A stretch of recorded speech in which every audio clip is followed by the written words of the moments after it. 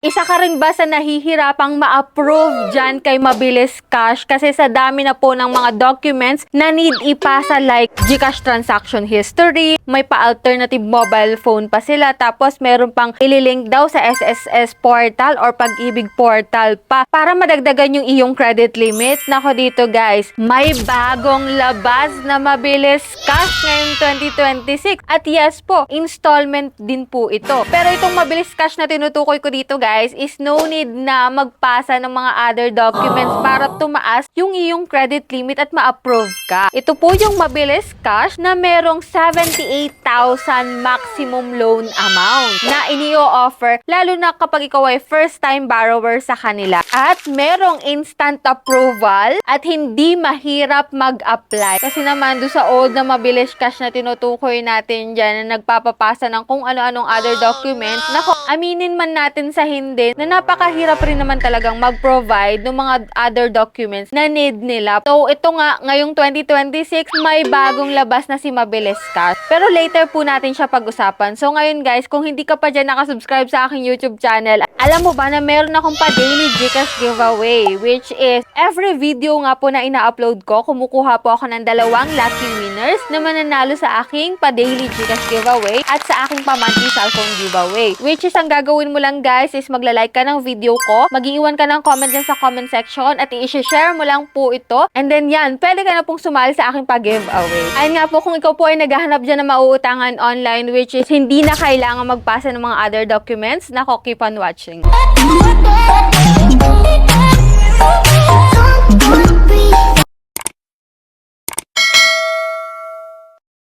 So, bago tayo guys mag-start, syempre disclaimer, hindi po tayo agent at promoter ng application na to. So, this time guys, tinry ko po siyang utangan para at least makita natin kung anong meron dito guys. Kung may instant approval ba dito sa bagong loan app. So, ito guys kay Mabilis Cash, nung tinry ko nga siya, 78,000 yung pinakang maximum loan amount. At ito po yung offer niya sa akin. Legit po na 78,000 yung kanyang pinapautang. Kasi dito guys sa loan details na pinakita niya po sa akin, isang interest po nito is pumapatak po na 3,744 pesos. Wala po ditong service pinababayaran. Wala din pong other fee na babayaran. Pero ang total repayment po na babayaran sa 78,000 na mauutang mo daw sa kanila is 81,744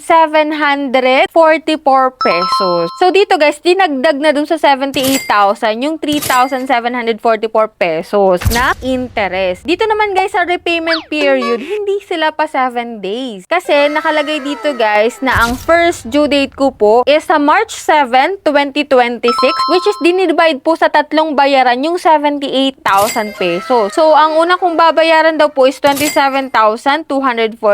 Same din po sa second amount, which is sa March 27 naman po yun. And then, sa May 6 na po yung pinakang last na babayaran ko, which is same amount rin po, 27,248 pesos. Anyway, sa mga gantong loan application, guys, duda din ako, guys. Kasi first time po akong maglo-loan sa kanya, tapos 78,000 yung pinapaloan niya kaagad. Ganun kalaki. Tapos, hindi siya 3 months to pay eh. Kasi inabot siya ng May. Kaya siya ay 3 bayaran talaga, guys. 3 bayaran. So, dito, guys, sa aking application, under review pa po siya. And then ko po sa comment section ilalagay kung approve po yung aking application or hindi. Anyway, kaya nga po nandito yung ating review para at least huwag kayong maniwala kaagad sa loan details nila na siya ay installment talaga. Tapos 78,000 pesos kaagad yung first offer. So dito guys, sa lahat ata ng inutangan ko, wala pa pong nagbibigay talaga ng 78,000 as first loan mo. At bibihira din talaga dyan yung pa 5 months to pay. Kasi ito guys, lumabot na ng 5 buwan. So sana ma-aware din kayo dito sa video natin. So ito guys, yung step-by-step process ng pag-utang ko kay Mabilis Cash, which is yung bagong Mabilis Cash ngayon na nasa App Store guys. So, ito nga guys, kung makikita mo po siya sa App Store, ito, Mabilis Cash, Easy Peso Loan, under po siya ng Coast Redwood Management Solution Incorporated, and may 330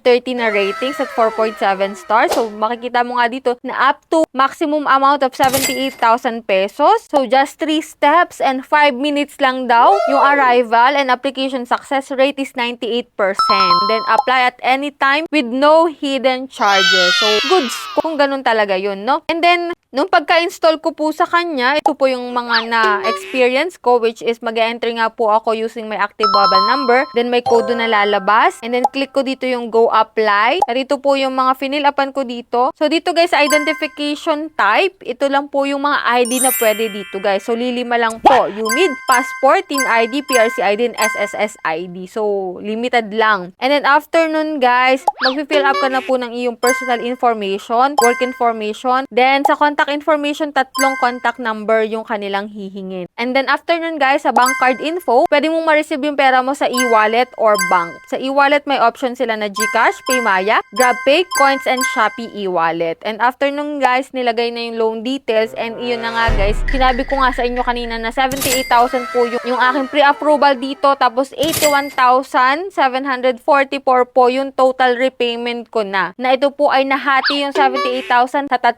bayaran. Na ito nga, 27,248 po yung kada babayaran ko, no? Anyway, para sa mga nakapag-try na dyan kay Mabilis Cash, dito sa bagong Mabilis Cash na to guys, pakishare po ng experience ninyo kung legit ba na 78,000 yung na-approve sa inyo, at kung hindi man guys is magkano, para at least magkaroon ng idea yung mga gustong mag-try dito kay Mabilis Cash na bago sa App Store. So yan lang po yung ating vlog for today. So sana nagkaroon kayo ng idea about dito sa bagong application na to, and pag-isipan yung mabuti bago kayo mag-try na sa mga Ola. And bago tayo magtapos guys, i-announce ko po muna yung ating 2 lucky winners for today's video. Ayan, congratulations po sa inyo kaagad. Stay connected lang, stay active para sa mga hindi pa dyan nananalo. Kaya kung hindi ka pa po nakasubscribe, just click the subscribe button, turn on the notification bell, and be updated sa ating mga latest uploads. So bye-bye na muna for now guys. See you on my next video.